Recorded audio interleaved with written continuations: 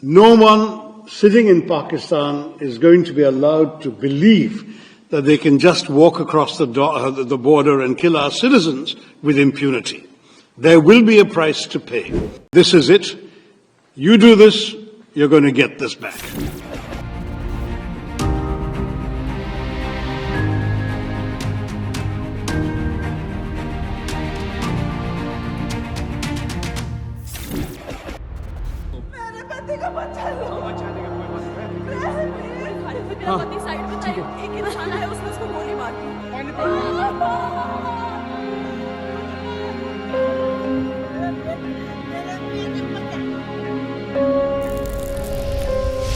We had been seeing in Jammu and Kashmir, which, as you know, has for the long time been coveted by our neighbors on the other side, Pakistan. We had been seeing not just peace, but increasing prosperity.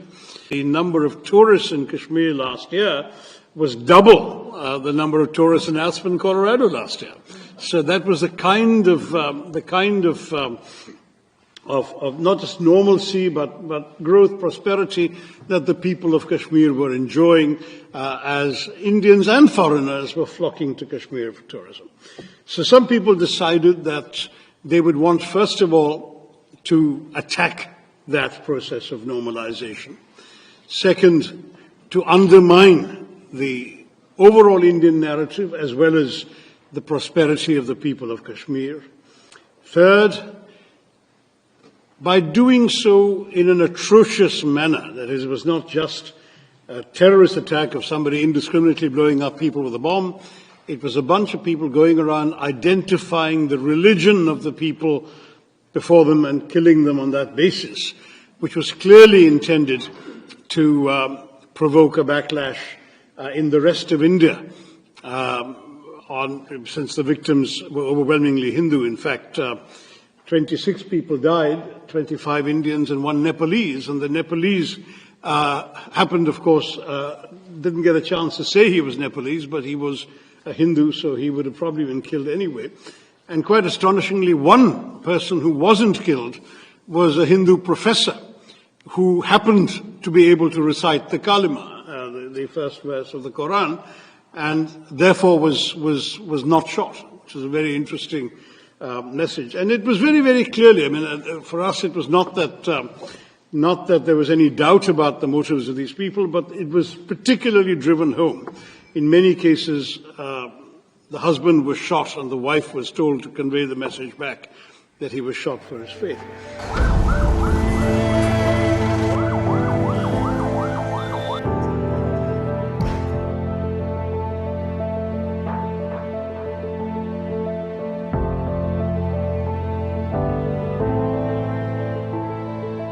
The Kashmiris, who are overwhelmingly Muslim, as you know, were not just completely distraught by what happened, but there was public rejection of this. The next day, the entire state downed its shutters. There was a public observance of support and solidarity for the victims. The state assembly as well, all shades of political opinion. One of the victims, I should have added, was a Kashmiri Muslim pony operator who attempted not just to save the lives of his customers, but to snatch the Kalashnikov of one of the killers, and it was turned against him. But others, I mean, I had a victim from my state of Kerala, who was a 61-year-old man who was walking in the meadow with his youngish daughter and her twin sons, aged 6, when they shot him. And I went to his home and called on his widow and his daughter and grandchildren. And it was very, very moving when this girl said that though she lost her father that day, she found 2 brothers.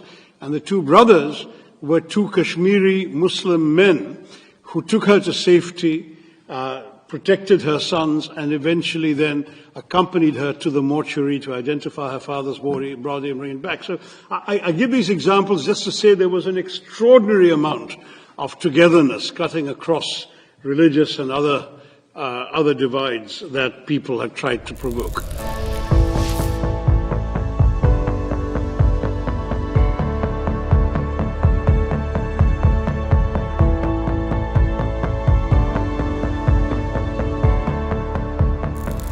That there was a malign intent that I've just spelled out for you, and India sadly had no reason to doubt where it came from, because within 1 hour of the atrocity, a group called the Resistance Front had claimed credit. The Resistance Front was known for some years to be a frontal organization of the banned, proscribed Lashkar-e-Taiba, which is on the US designated terror list as well as the UN sanctions committees. And India had gone to the UN sanctions committee with information about the Resistance Front in 2023 and in 24, and now sadly it had acted in 25. They repeated their claim the next day until, of course, global condemnation, I think, woke their handlers up to the dangers as represented, and then they deleted their claim on the third day. But by then, the claim had been made, recorded, registered, and reported. And for us, therefore, the culpability lay not just with the 4 or 5, we're not 100% sure, evil killers who came to Pahalgam and did this atrocity, but also with those who had sent them, financed them, equipped them, trained them, guided them into doing this. And since we knew where Lashkar-e-Taiba is headquartered, it has its not just a safe haven, but a rather generous 200-acre campus in a city in the heartland of Pakistani Punjab. We also knew where the responsibility lay.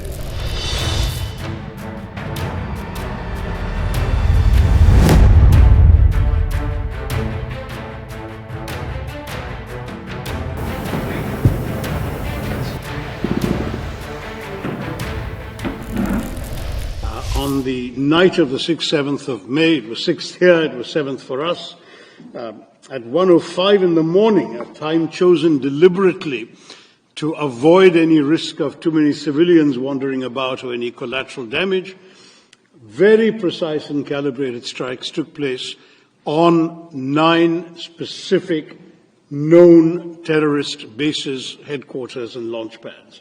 Those included those of the Lashkar-e-Taiba in a place called Muridke, those of the Jaish-e-Mohammed, the organization that is responsible, amongst other things, for the murder of Daniel Pearl, some of you knew in New York, and others, Jaish-e-Mohammed in Bahawalpur, and in Muzaffarabad, which is in Pakistan, the Pakistani occupied part of Kashmir, there were no less than 3 different terror organizations which had their bases there, Harkatul Ansar, Harkatul Mujahideen, others. And so India sent a clear message, number one, that it was not going to take terror lying down, it would answer, but equally that by delivering very precisely calculated, calibrated strikes on very specific targets, it was also sending a message that this was not meant to be the opening salvo in a protracted war, but just an act of retribution that we were prepared to stop with that act.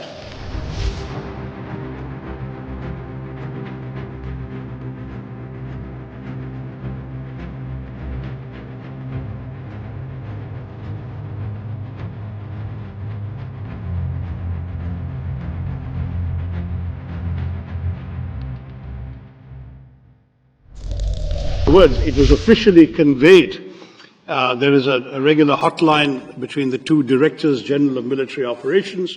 The message was conveyed that this was the intent, that it was pointed out that no military targets, no civilian targets, and no governmental targets had been hit, not even by accident, and that the message therefore had been delivered exactly and precisely to the terrorists and their handlers.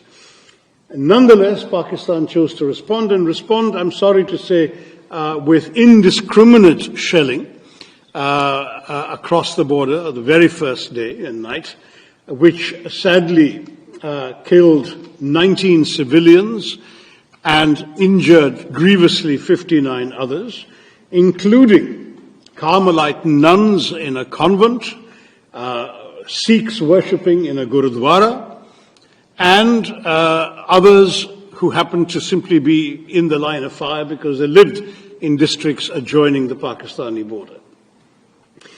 When this happened, India had no choice but to retaliate in kind.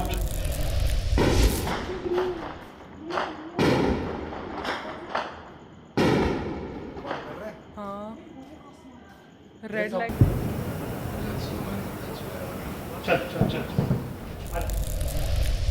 The matters got worse the next day as the Pakistanis followed up artillery shelling with a serious invasion of drones and missiles. India's air defenses were able to hold them off, but in turn India returned the compliment, and on the night of 9th, 10th May, India hit 11 Pakistani military targets, including a rather well-known air base that's just 1.5 kilometers away from military headquarters of Pakistan in Rawalpindi. The following morning, we got a call, or our Director General of Military Operations got a call from the Pakistani Director General of Military Operations saying they'd like to stop this. And we said, we've been saying all along, we didn't want to start anything. We were just sending a message to terrorists. You started, we replied. If you stop, we'll stop. And they stopped. There was an 88-hour war. We look back on that with a great deal of frustration, because it needn't have happened at all. Lives have been lost. But at the same time, we look back on this experience with a steely and renewed sense of determination. There has now got to be a new normal. No one sitting in Pakistan is going to be allowed to believe that they can just walk across the border and kill our citizens with impunity. There will be a price to pay, and that price has been going up systematically.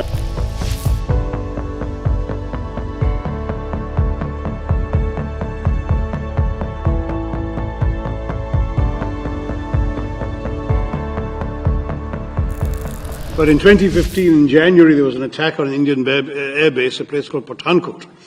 And our Prime Minister had just made a goodwill visit to Pakistan the previous month. On the 25th of December, he'd attended the birthday celebrations of then Pakistan Prime Minister Nawaz Sharif, whose granddaughter's wedding was on the same day. He'd given gifts.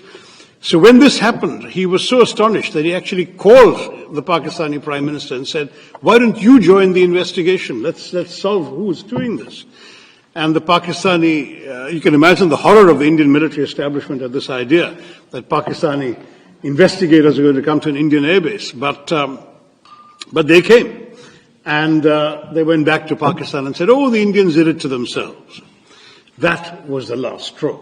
I mean, it was just we'd already gone through the horrors of 2008 in Mumbai when 170 people had been killed, and the Pakistani denials at that time were laid bare not just by the fact that we caught one of the terrorists alive and his identity, his address, his family, etc., were identified in Pakistan, but equally because that drama took place over 3 days, during which Western intelligence agencies trained their recording devices, amongst other things, on Pakistani, the chilling voice of the Pakistani handler, giving minute-by-minute instructions to the killers in Mumbai.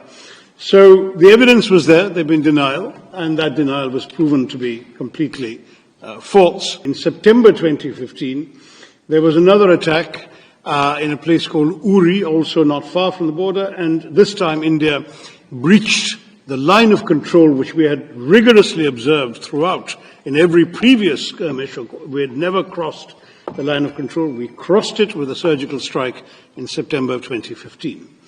That seemed to calm things down a bit, but unfortunately in January of 2019 there was another terror attack in a place called Pulwama, killing 40 Indians at that point. And then India responded not just by breaching the line of control, but also breaching the international border and striking with our Air Force a known terror training camp in a place called Balakot. Now, we have not just crossed the LOC, we have also crossed the international border. We have hit Pakistan in their heartland.